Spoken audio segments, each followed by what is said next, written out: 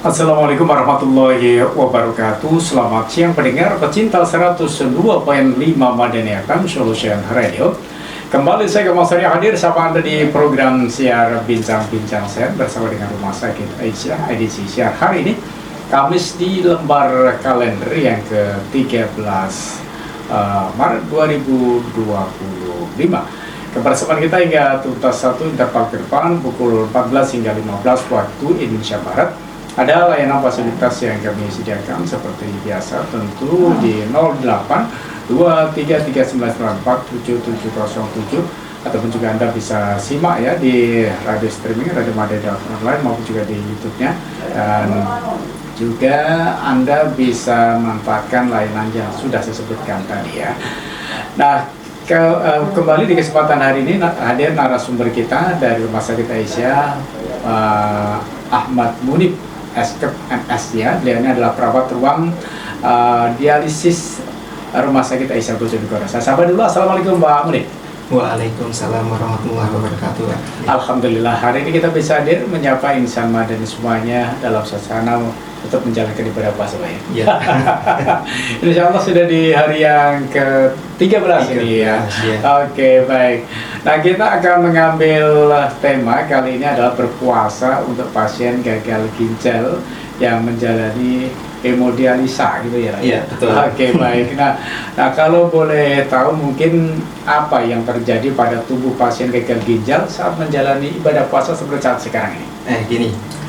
Kalau untuk bagaimana sih kondisi tubuh pasien yang mengalami gagal ginjal ketika harus berpuasa seperti itu Pak ya. Nah, gini Pak, pasien dengan gagal ginjal kronis itu kan ada beberapa stadiumnya. Jadi dari stadium 1 sampai ke stadium 5. Nah, di sini kalau pasien-pasien ini memang kuat untuk berpuasa, memang dianjurkan untuk berpuasa. Kenapa? Karena banyak penelitian yang sudah dilakukan ini menunjukkan angka yang baik, bahwa pasien ini tidak akan terjadi penurunan kondisi seperti itu, tetapi akan malah lebih bagus terhadap kondisinya.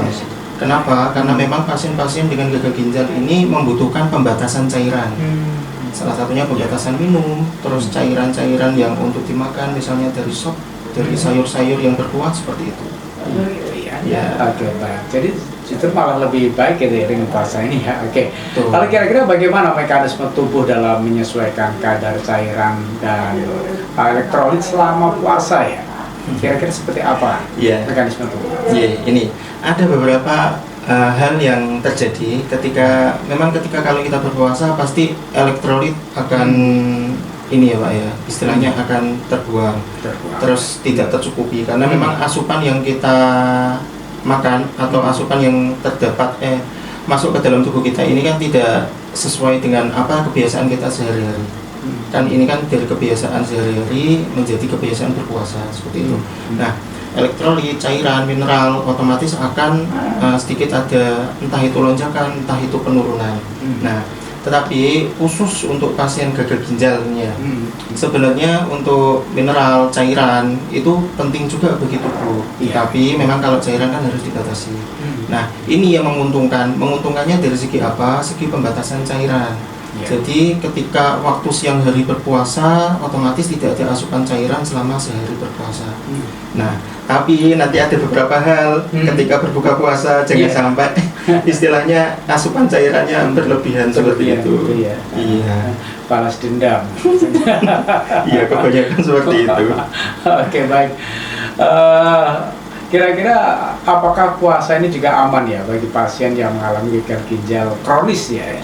Tetap aman enggak ini ya? Nah, ini ada kan kalau dari penelitian tadi yang saya katakan di awal tadi kan bagus ya Pak ya untuk kondisi pada pasien gagal ginjal kronis. Nah, gagal ginjal kronis ini kan ada banyak, mulai dari stadium 1 sampai stadium 5. Ini nanti dilihat dari angka filtrasi glomerulusnya. Nah, ini nanti dari hasil laboratoriumnya. Ini hubungannya nanti sama Pak Dokter.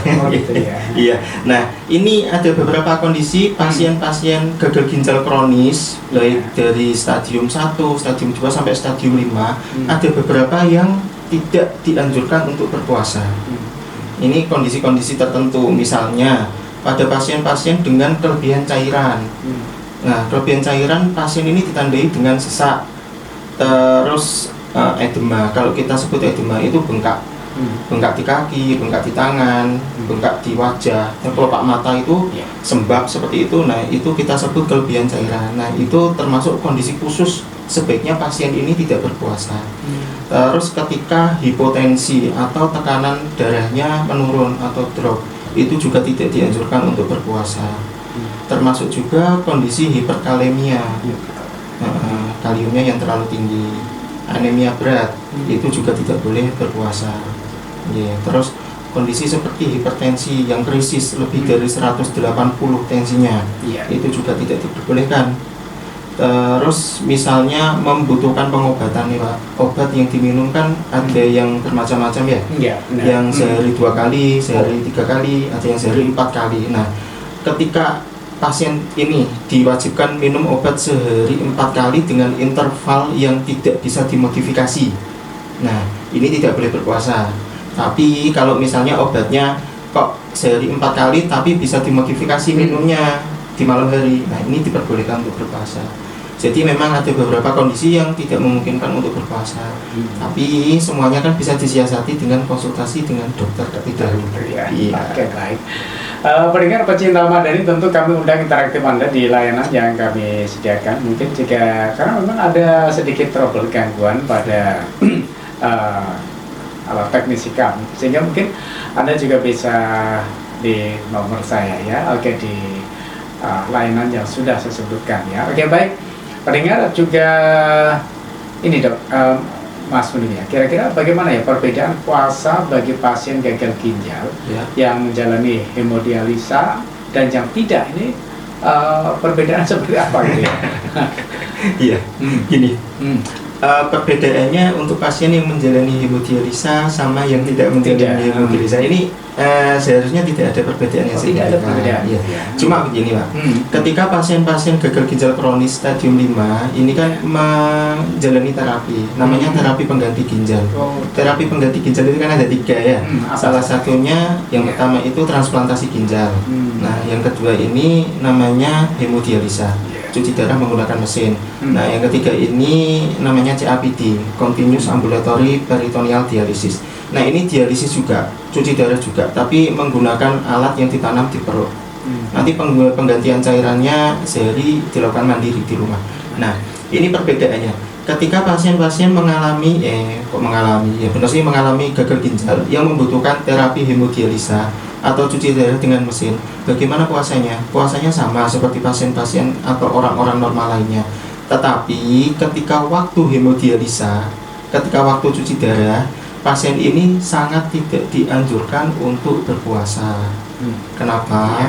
Ya kan karena ini darahnya dikeluarkan dari dalam tubuh, diproses dengan ginjal buatan dengan mesin itu, nanti kan kembalikan lagi ke dalam tubuh. Nah, ini ada beberapa pakar ulama yang berpendapat ketika darah itu keluar dari dalam tubuh ada proses yang namanya filtrasi, ultrafiltrasi, osmosis dan lain sebagainya. Itu kan ada protein yang terbuang, ada protein yang masuk. Nanti nggak tahu ketika di sela-sela dialisis ternyata gula darahnya ikut turun, akhirnya masuk glukosa darah juga. Intinya kan nanti ada protein, ada nutrisi yang masuk juga, ada nutrisi yang terbuang juga. Nah, ini ada beberapa yang berpendapat bahwa itu bisa membatalkan puasa. Tapi juga nanti tergantung ini Pak ya, keyakinan masing-masing. Tapi sebisa mungkin ya jangan berpuasa, karena memang ketika waktu cuci ini membutuhkan yang namanya asupan, terutama gula. Ketika cuci darah itu kira-kira berapa waktu lama yang dibutuhkannya? Kira-kira berapa jam gitu ya? Setiap cuci darah itu kalau rekomendasi dari Penevri itu 1 minggu itu antara 12 sampai 15 jam.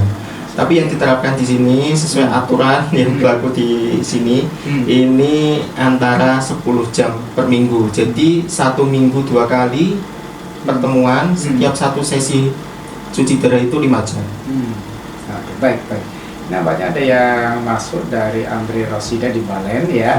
Pertanyaannya begini, bagaimana cara mengetahui jika tubuh pasien mengalami kelebihan atau kekurangan cairan? Cara mengetahui seperti apa? Oke, baik. Iya, ini Kak ya, saya jawab ya. Bagaimana sih mengetahui jika seseorang Tubuh ini, pasien. ya tubuh pasien ini atau tubuh seseorang ini mengalami Kelebihan. kelebihan cairan atau kekurangan cairan. Nah, kalau kelebihan cairan ini paling gampang untuk dilihat dengan kasat mata. Misalnya gini, ada seseorang tiba-tiba sesak, pasien cuci darah nih, pasien gagal ginjal, entah itu cuci darah atau tidak, tiba-tiba sesak. Nah, kalau sudah gagal ginjal tiba-tiba sesak, ini istilahnya warning bahwa pasien ini kelebihan cairan.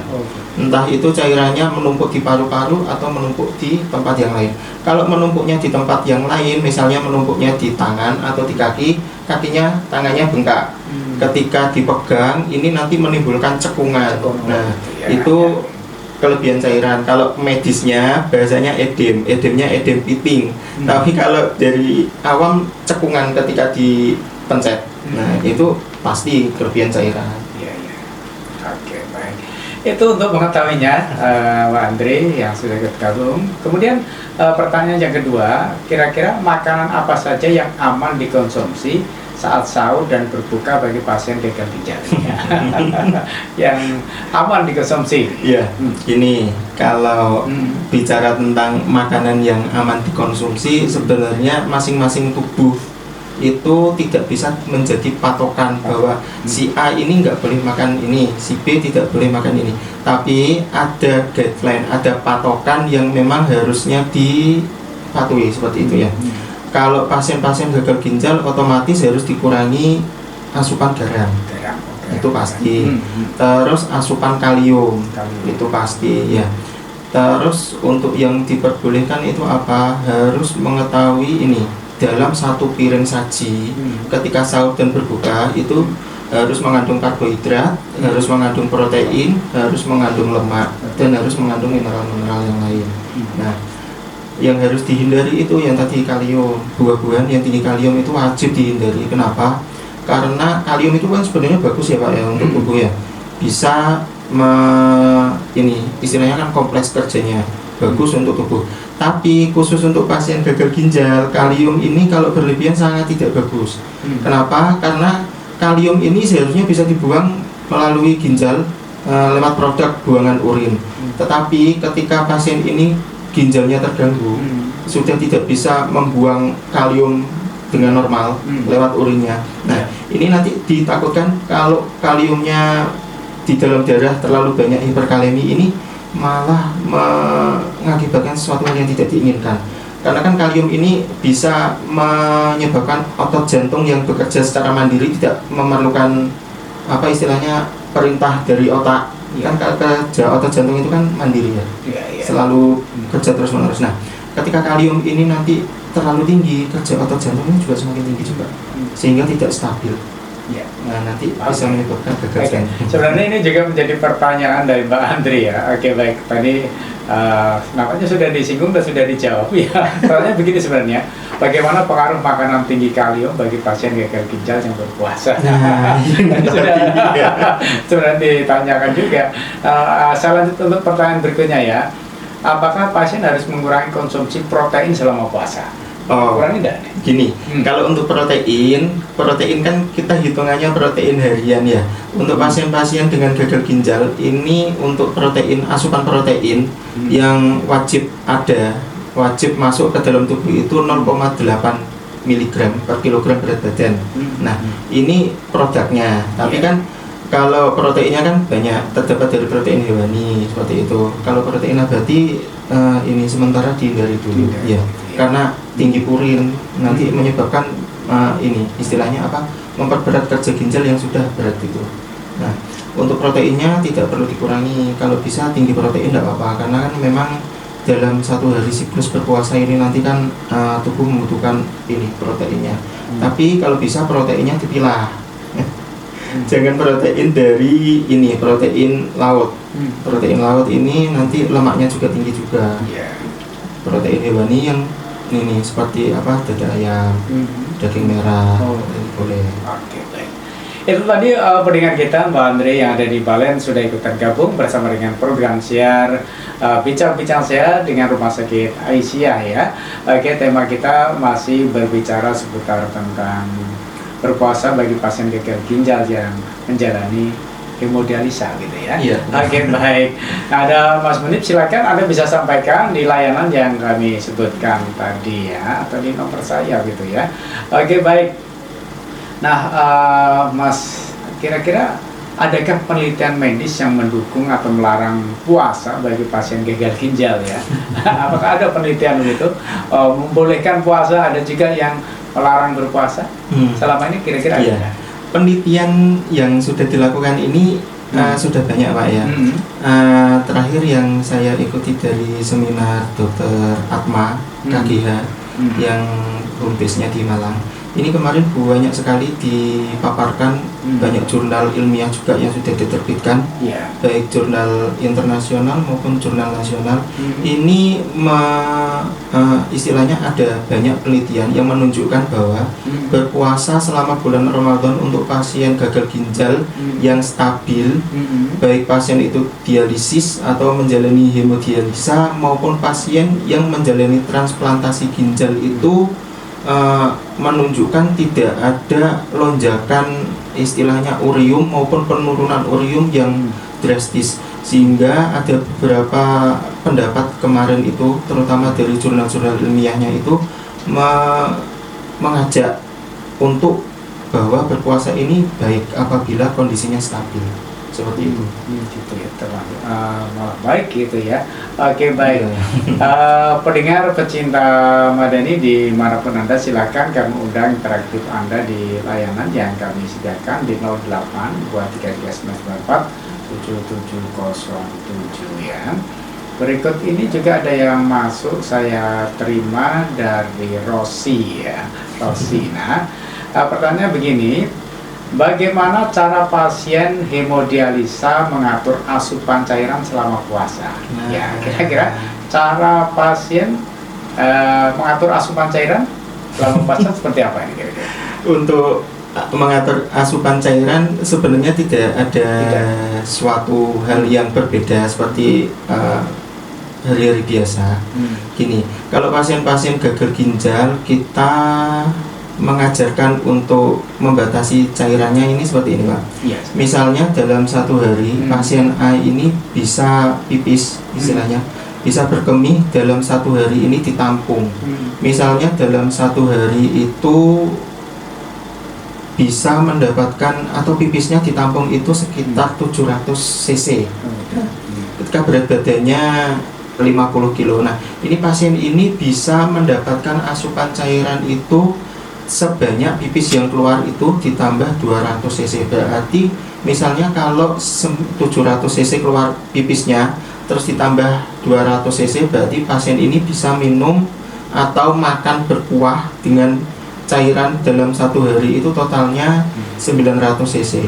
Tetapi kalau misalnya dalam sehari ini tidak bisa berkemih sama sekali atau pipisnya cuma netes-netes, nah ini maksimal pembatasan cairan itu cuma 500 cc sampai 600 cc per hari. Nah ini kalau berpuasa bagaimana? Ya diatur ketika antara waktu berbuka sampai waktu imsak ya cuma segitu, sama aja. Oke, baik, itu tadi ya. Nah, baik, terima kasih Mbak Rosi yang sudah ikutan gabung. Dan pertanyaan berikutnya masih dari Mbak Rosi. Apakah ada batasan jumlah cairan yang boleh dikonsumsi saat sahur dan berbuka? Nah, ada batasan ada? Kalau batasan tetap kita batasi tadi Pak ya. Gitu ya. Jadi kalau dalam sehari misalnya pasien ini atau keluarganya siapa tadi Mbak Rosi? Mbak Rosi keluarganya ini kok dalam sehari ternyata pipisnya cuma 700 ya, ini nanti dihitung dari urin output keluarnya ditambah IWL kurang lebih 900 sampai 1000 cc ya, itu nanti diatur pembatasannya. Dalam sesi buka sampai imsak nanti ya cuma 1 liter itu aja minumnya, nggak boleh lebih. Nanti kenapa kalau lebih ditakutkan malah nanti terjadi penumpukan cairan, odem lagi, susah lagi, sesak nanti. Ya ini namanya juga sengaja, tapi sudah tersinggung ya. Pertanyaan dari Mbak Rosi adalah bagaimana cara menghindari penumpukan cairan dalam tubuh berpuasa. Tadi sudah tersinggung. Oke, baik, saya lanjutkan untuk pertanyaan berikutnya ya. Apakah pasien boleh mengkonsumsi minuman isotonik atau elektrolit saat berbuka? Kira-kira boleh enggak ya? minuman isotonik atau elektrolit itu kan banyak ion-ionnya, ada istilahnya, ada natriumnya, ada istilahnya apa ya? Kalau pasien-pasien dengan gagal ginjal itu kan memang elektrolit itu kan harus kita ini sebisa mungkin tidak ada lonjakan. Ya, kalau misalnya ini dalam satu hari kan memang ketika berpuasa ini ion plus, ion negatif, terus natriumnya pasti akan terkuras habis ya. Ketika nanti berbuka puasa tiba-tiba minum minuman berenergi isotonik tadi. Nah, sebenarnya ini dilema sekali untuk menjawabnya. Kalau diperbolehkan nanti kondisi badan seseorang itu tidak bisa menerima, terjadi lonjakan elektrolit, serum elektrolit, nanti yang berbahaya juga di tubuhnya sendiri. Tetapi kalau misalnya saya berkata, oh ini tidak boleh, nanti ternyata di pasien A ini bisa menerima elektrolitnya seperti itu.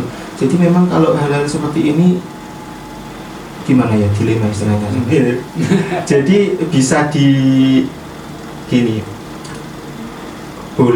boleh diminum, asalkan memang tidak benar-benar membahayakan dirinya sendiri, karena pasien itu ya ini istilahnya yang mengerti tentang dirinya dia, yang mengerti tentang kondisinya dia, ya pasien itu sendiri. Oke, baik. Terima kasih Mbak Rosi.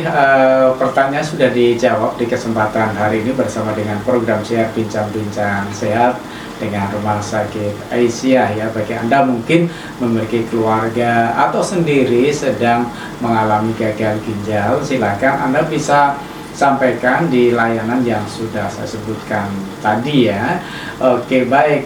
Insan Madani, Mas, kira-kira apakah resiko ya yang dihadapi pasien gagal ginjal jika mereka tetap berpuasa gitu? Adakah resikonya gitu ya? Iya, kalau resiko pasti tetap ada. Karena kan memang seseorang yang mengalami sebuah penyakit kronis ini kan memang harus dalam pantauan yang benar-benar ketat ya Pak Isya.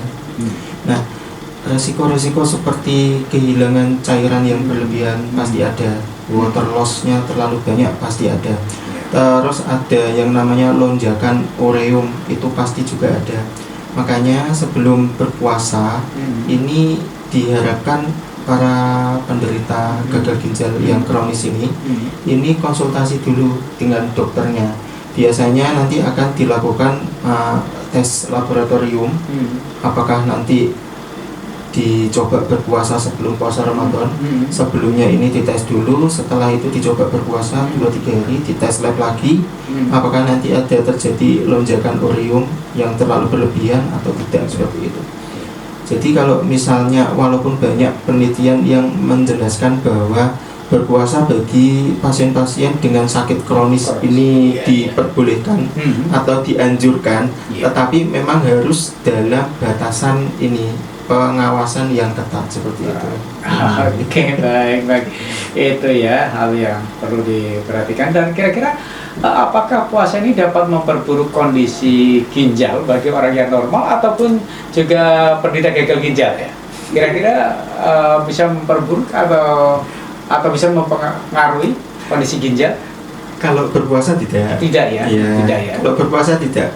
Kalau berpuasa misalnya gini, orang-orang yang sehat nih, kok ternyata tidak berani berpuasa, takutnya memperburuk ginjalnya. Enggak, karena kenapa? Mungkin berpikiran seperti ini Pak ya. Benar. Karena kan seharian tidak minum, jadi kekurangan cairan nih.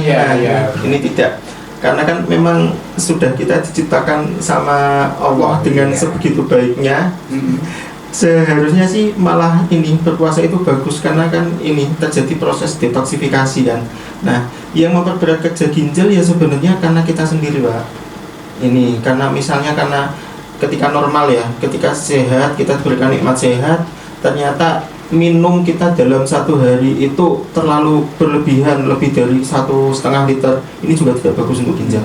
Ternyata ketika kita sehat, kita tidak, karena kita tidak suka pipis, istilah gini kan ada beberapa orang seperti suka menahan-nahan pipis sehingga dia tidak minum dalam satu hari, itu juga. Iya, oke. Baik. Oke, baik pendengar pecinta Madani di manapun Anda, bersama dengan program siar Bincang-Bincang Sehat dengan Rumah Sakit Aisyah. Silakan Anda bisa manfaatkan layanan yang kami sediakan di 082339947707. Namun sebelumnya kita akan break dulu. Jangan kemana-mana, tetap di 102.5 Madani FM Solution Radio. Insan Madani dimanapun Anda, kembali di program siar Bincang-Bincang Sehat dengan Rumah Sakit Aisyah dengan hari ini mengambil tema berpuasa bagi pasien gagal ginjal yang menjalani hemodialisa. Ya, ada Mas Munib hadir. Beliau ini adalah perawat dari Rumah Sakit Aisyah bagian Hemodialisa. Hemodialisa ya gitu ya. Oke, baik. Pendengar silakan Anda bisa sampaikan di layanan yang kami sediakan di 082339947707 ya. Oke, itulah layanan fasilitas yang kami sediakan untuk Anda. Nah, berikut ini saya terima langsung ini banyak Pak. Langsung ada 5 pertanyaan apa ya? Oke, baik. Dari Pita di Kalitidu. Halo, apa kabar Pita? Selamat menjalankan ibadah puasa ya. Mudah-mudahan sukses dan lancar puasanya hari ini. Oke, baik. Pertanyaannya begini. Apakah ada perubahan jadwal hemodialisa selama bulan Ramadan? Apakah ada perubahannya, harus dilaksanakan malam hari atau bagaimana gitu? Atau setelah sahur? Oke, baik. Kalau untuk jadwal hemodialisa selama bulan Ramadan ini tidak ada perubahan ya Pak ya. Jadi kalau misalnya dalam kebiasaannya 1 minggu 2 kali di hari Senin dan Kamis ya tetap sama aja, seperti itu. Gitu ya. Oke, tetap tidak ada perubahan jadwal gitu ya buat kita yang dari Kalitidu. Nah, pertanyaan berikutnya ini masih dari kita. Apakah pasien harus membatalkan puasa sebelum atau sesudah sesi hemodialisa? Ya, kira-kira ketika mau cuci darah itu apakah harus membatalkan puasanya dulu atau bagaimana? Kalau untuk pasien-pasien yang akan melakukan hemodialisa atau cuci darah pada hari tersebut, itu memang sudah kita tidak menganjurkan untuk berpuasa, Bapak. Nah, kenapa? Karena tadi kan sudah banyak disinggung ya, karena nanti dalam proses cuci darah itu akan terjadi proses ultrafiltrasi, osmosis, terus proses pemasukan nutrisi. Kalau nanti sewaktu-waktu di dalam prosesnya membutuhkan gula, juga masuk gula. Istilahnya gini, kalau misalnya niatnya berpuasa tetapi nanti ketika proses cuci darah itu banyak masuk asupan-asupan nutrisi, kan istilahnya sama saja toh, mubazir puasanya. Oke, baik. Seperti itu. Oke, baik. Terima kasih ya tadi buat kita. Dan pertanyaan berikutnya masih dari kita yang dari Kalitidu. Bagaimana cara mengatasi rasa lemas setelah hemodialisa saat sedang berpuasa? Cara mengatasinya? Ketika setelah dilakukan cuci darah ternyata tubuh terasa lemas gitu ya.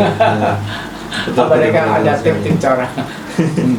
Gini, karena kalau istilahnya gini Pak, kalau misalnya ketika setelah sesi hemodialisa ini beberapa pasien memang ada yang mengeluh badannya lemes, kram, tidak gak kuat, apa istilahnya kalau di sini gak duwe doyo, istilahnya seperti itu kan, sampai sehari atau 2 hari setelah cuci darah. Nah, ini yang perlu atau yang wajib didiskusikan antara pasien dengan perawat hemodialisis. Nah, ini salah satunya mengenai berat badan kering pasien. Ketika ada beberapa nih pasien yang ngeyel, ketika timbangannya ini selisihnya misalnya 3 kilo, Mas ambil aja 5, kan istilahnya saya kan nggak puasa, ambil aja 5 biar kering, biar enak badan saya.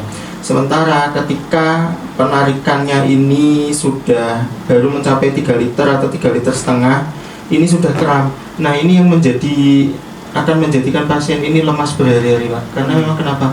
Karena terlalu kering, istilahnya seperti itu.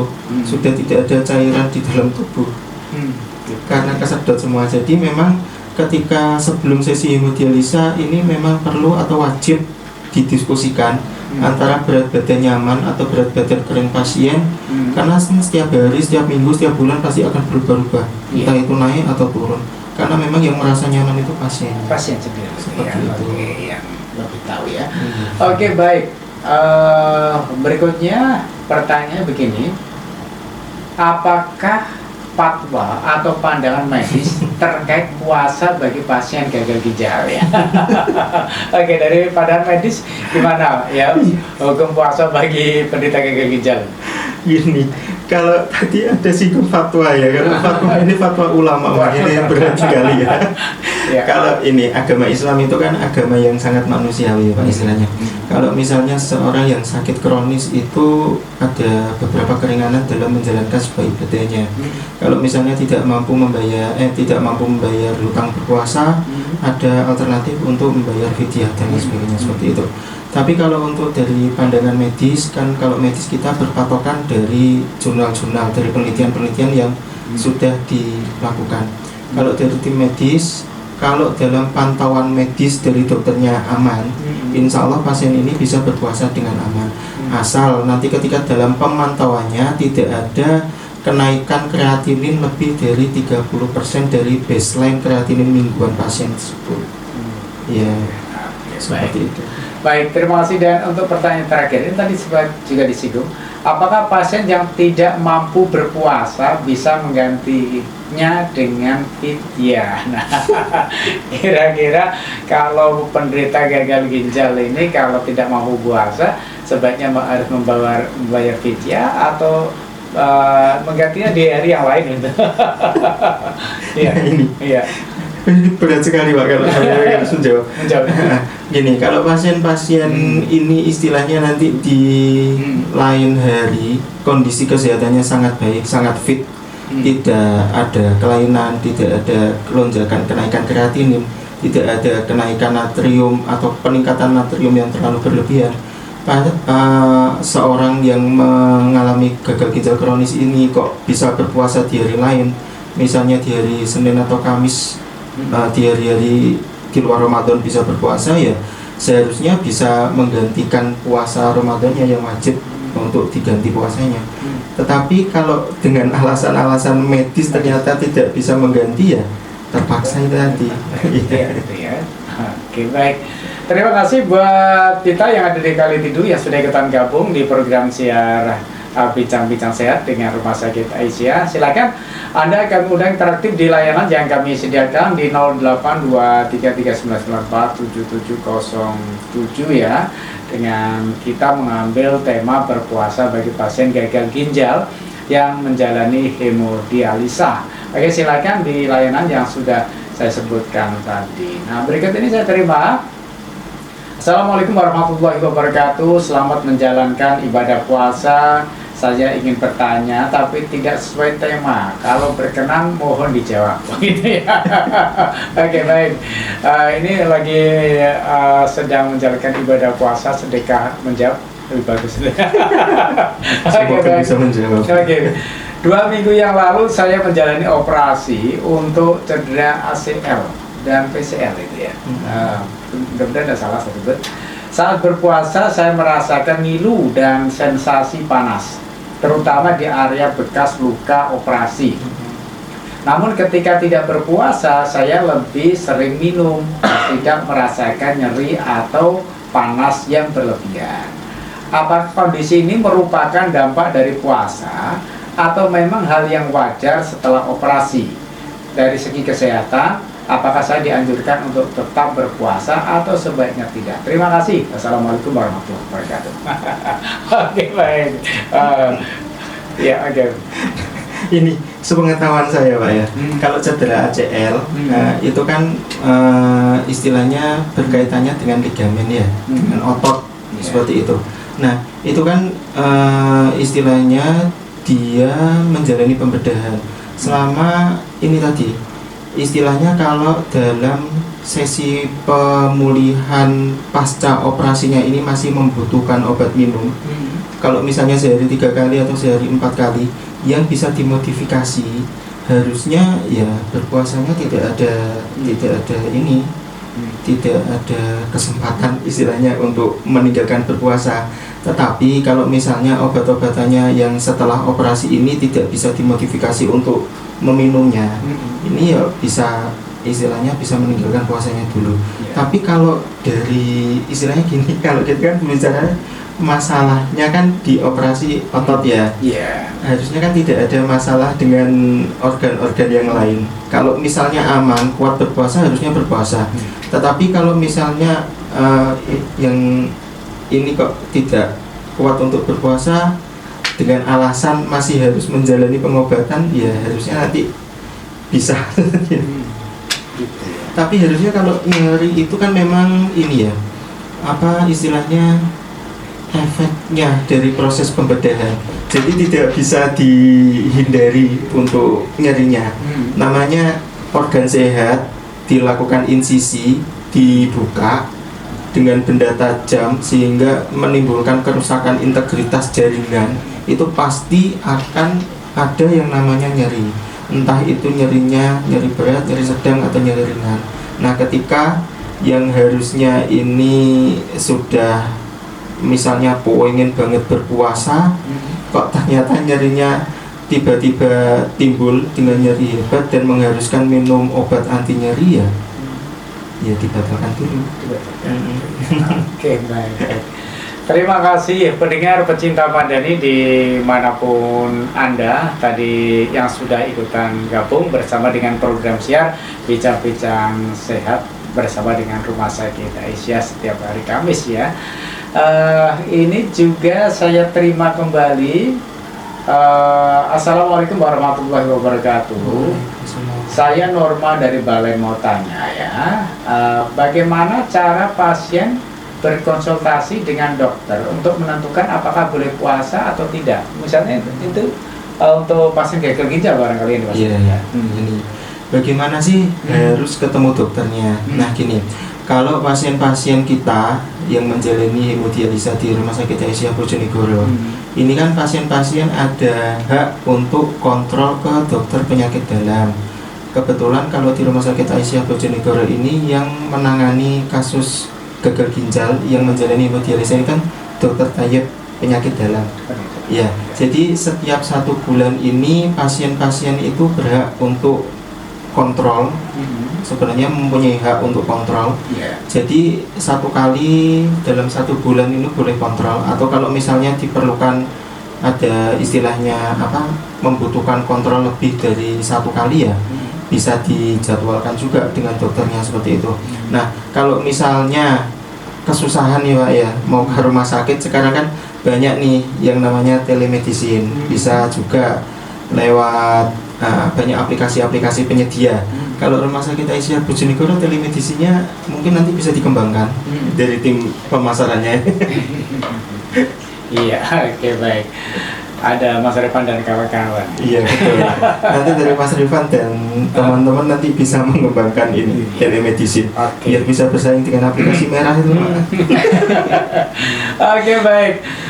Berikutnya ini pertanyaannya, jika pasien ingin mencoba berpuasa, bagaimana cara melakukannya dengan aman ya? Misalnya tetap pendeta gagal ginjal tapi tetap saya ingin berpuasa gitu ya. Ya ini nggak apa-apa berpuasa. Nanti ya ini harusnya bincang sehatnya ini sebelum puasa Pak ya kita bahasnya ya. Jadi pasien bisa berlatih dulu sebelum berpuasa, 1 minggu sebelum Ramadan bisa mencoba untuk berpuasa terlebih dahulu. Kalau kuat nanti dilanjut untuk puasa Ramadannya. Tapi kalau nggak kuat ya nanti bisa dimodifikasi atau diganti di lain hari seperti itu. Tapi memang nggak ada latihan-latihan khusus kalau misalnya dalam proses berpuasanya kok di tengah-tengah berpuasa ini ada sesuatu misalnya mual, muntah, sesak secara tiba-tiba, ya dibatalkan saja seperti itu.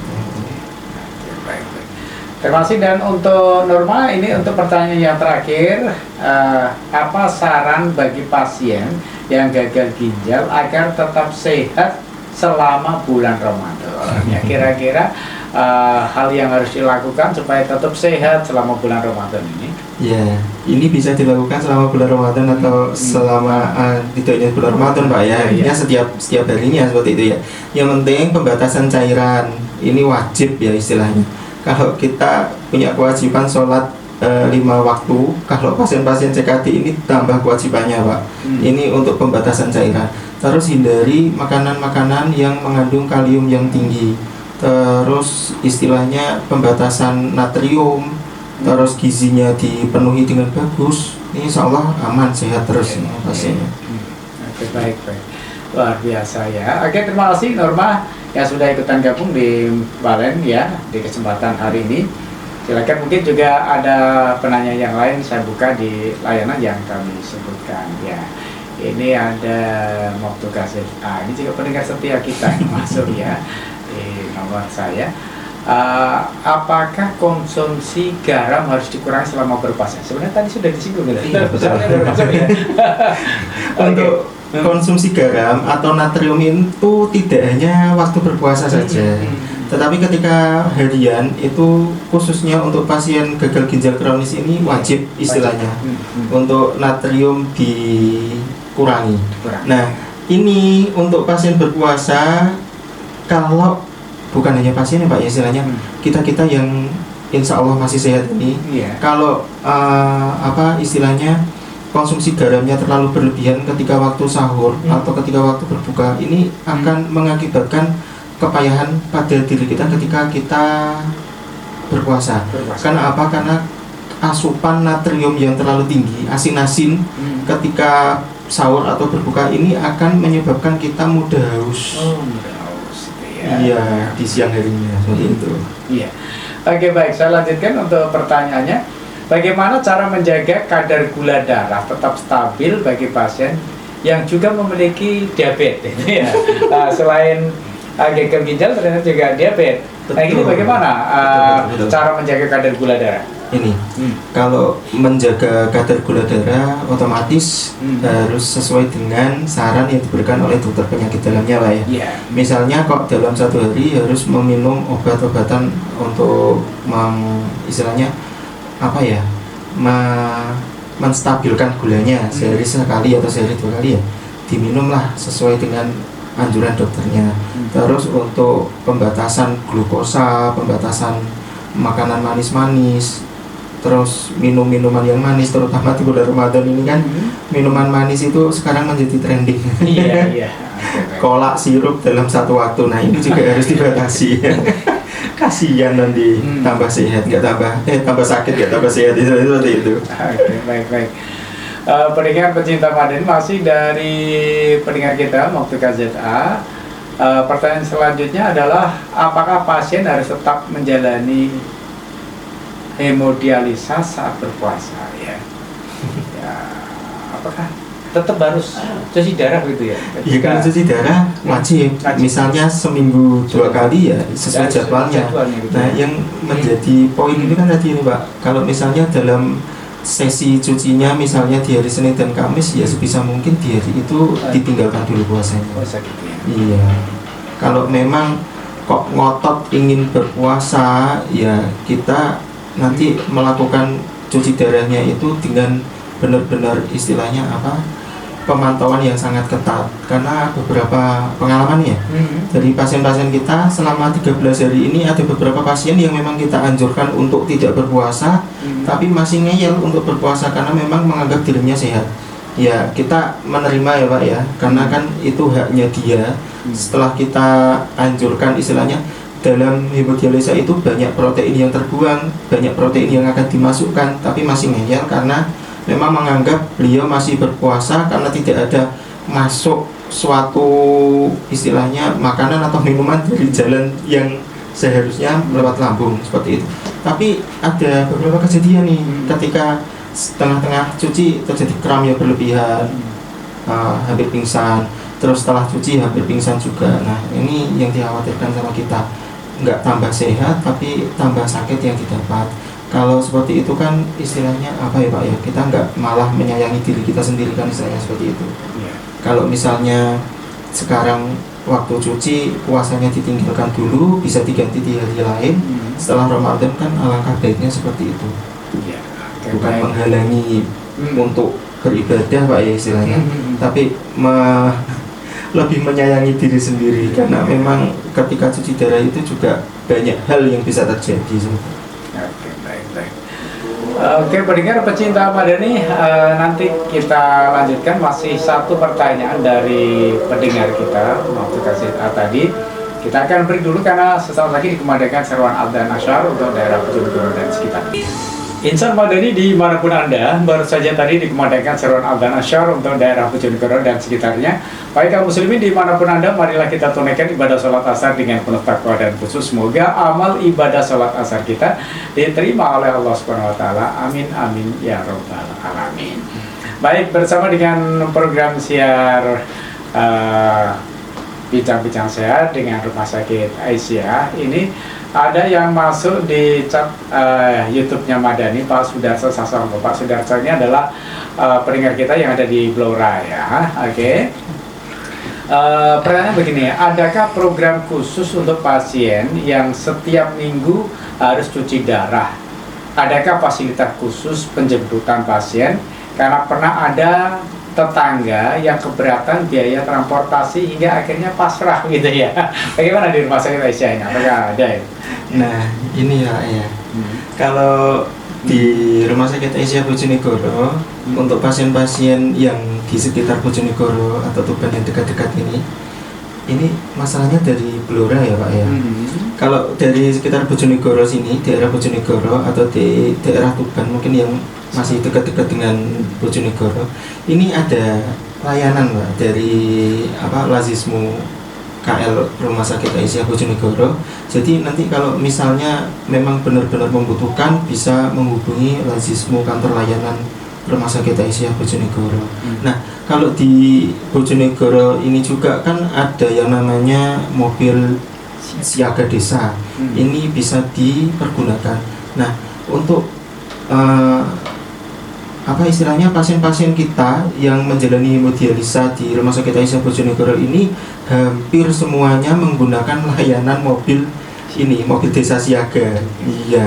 Ini saya tanya-tanya juga, katanya alhamdulillah gratis, nggak ada tambahan biaya. Alhamdulillah ya, sangat membantu ya. Oke, baik. Itu tadi Pak Sudarso Sasongko. Memang kalau di Bojonegoro ada mobil layanan ya dari pemerintah ya. Tapi bagaimana dengan di Blora? Apakah juga sama? Itu kita tidak tahu ya. Oke, baik. Terima kasih. Ada sih Pak. Kemarin kita tahun lalu kita punya pasien dari dari Randu Blatung sama dari Kedung Tuban. Itu kan juga masuknya di Blora. Ini beberapa kali juga kita tanya bagaimana untuk prosesnya, apakah menggunakan mobil pribadi itu gimana? Ini juga menggunakan ambulan desa. Oke, baik. Harusnya bisa ya. Oke, baik. Masih Pak Sudarso Sasongko, mobil siaga gratis tanpa biaya dan aslinya gratis karena tradisi jadi sungkan dan harus ngasih supir. Kasihan bagi yang nggak mampu, benar-benar terasa gitu ya. Sebenarnya kan gratis, tetapi kadang ada tip untuk supirnya ini ya. Oke. Masih dari Pak Sudarso, berharap pihak desa menegaskan ke masyarakat kalau nggak mampu nggak usah ngasih gitu ya. Oke, baik, terima kasih. Terus saya asli Bojonegoro tapi tinggal di Blora gitu ya. Oke, baik, terima kasih Pak Sudarso. Ya, tinggal di Blora baru 1,5 tahun. Baik, terima kasih. Oke, sudah memberikan informasi di kesempatan hari ini. Tapi sayang sekali waktunya sudah habis ini. Sudah 1 jam, tidak terasa perjumpaan kita di program siar bincang-bincang sehat bersama dengan Rumah Sakit Aisyah. Mungkin sebelum kita akhiri, ada sesuatu yang ingin disampaikan kepada pendengar kita, baik mereka yang pasien gagal ginjal atau keluarganya begitu. Iya. Oke, silakan. Ya, ini kan kita bertepatan dengan ini ya, Hari Ginjal Sedunia atau WKD, World Kidney Day. Bertepatan di hari Kamis setiap tahunnya di minggu kedua bulan Maret. Nah, ini fun fact Pak ya. Dalam 1/10 populasi di dunia ini terkena gagal ginjal kronis. Waduh. Kalau di Indonesia berdasarkan Riskesdas ini tahun 2018 ada sekitar 0,38% atau 3,8 orang per 1000 penduduk itu menderita gagal ginjal kronis. Nah, jadi kalau dari saya, sayangi diri kita sendiri, jaga kesehatan ginjal kita.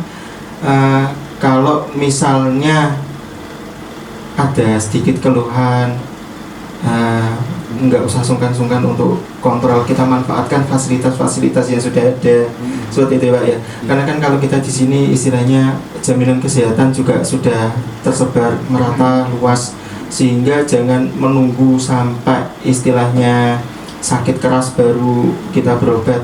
Nggak ada istilahnya si miskin dilarang berobat saat ini ya Pak ya, karena memang jaminan kesehatan sudah sangat harusnya terjangkau untuk semua lapisan masyarakat. Nah, ini untuk tips berpuasa bagi pasien gagal ginjal lah ya.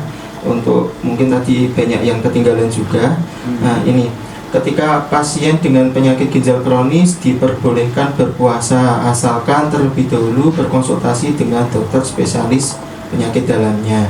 Terus yang kedua, disarankan mencoba berpuasa dulu 1 minggu atau 3 hari sebelum Ramadan. Ini diharapkan nanti ketika pas waktu Ramadan benar-benar kuat dan fokus untuk menjalankan ibadah puasa.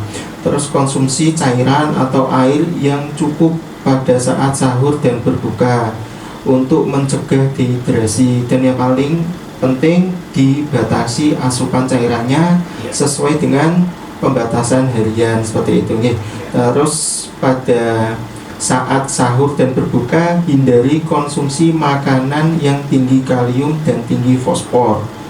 Nah, terus tetap rutin mengkonsumsi obat-obatan dengan menyesuaikan waktu sahur dan waktu berbuka. Nah, ini tadi salah satu manfaat untuk konsul ke dokter untuk memodifikasi meminum obat seperti itu Pak ya.